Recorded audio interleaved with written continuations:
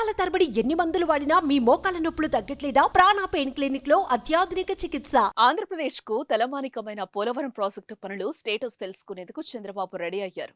ముఖ్యమంత్రిగా బాధ్యతలు చేపట్టిన వెంటనే కార్యాచరణ ప్రారంభించిన చంద్రబాబు సోమవారం పోలవరం ప్రాజెక్టును సందర్శించే అవకాశం ఉన్నట్లుగా తెలుస్తోంది.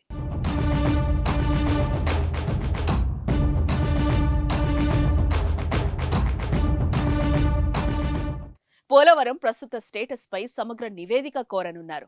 సీఎంగా గెలిచిన తర్వాత చంద్రబాబు చెప్పిన మాట కూడా అదే.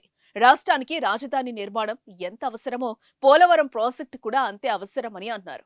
చంద్రబాబు హయాంలో పోలవరం పూర్తి చేయాలనే దృఢ సంకల్పంతో ఉన్నారు. జనసేన అధినేత పవన్ కళ్యాణ్ కూడా పోలవరం ప్రాజెక్టు గురించి ఎన్నికల సమయంలో పదే పదే ప్రస్తావించారు. ఎన్నో ఏళ్లుగా ఎదురుచూస్తున్న ఆంధ్రుల కలకు, రైతుల ఆశలను సాకారం చేసేందుకు చంద్రబాబు నడుం బిగించారు.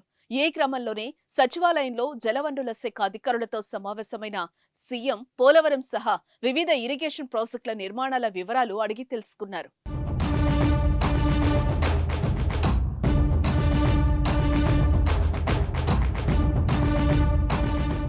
శ్వేతపత్రాలు విడుదల చేసేందుకు సిద్ధమవుతున్న చంద్రబాబు గత పాలనకు ఇప్పటికీ భిన్నత్వాన్ని చూపించాలని భావిస్తున్నారు.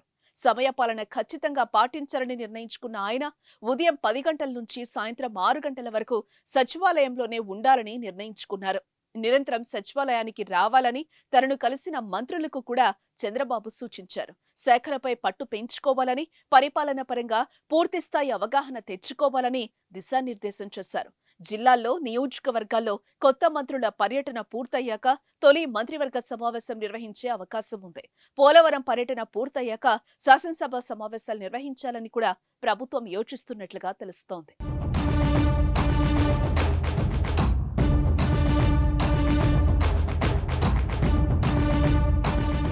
సుమన్ టీవీలో మీ పర్సనల్ అండ్ బిజినెస్ ప్రమోషన్స్ కోసం కింది నెంబర్కి కాంటాక్ట్ చేయండి.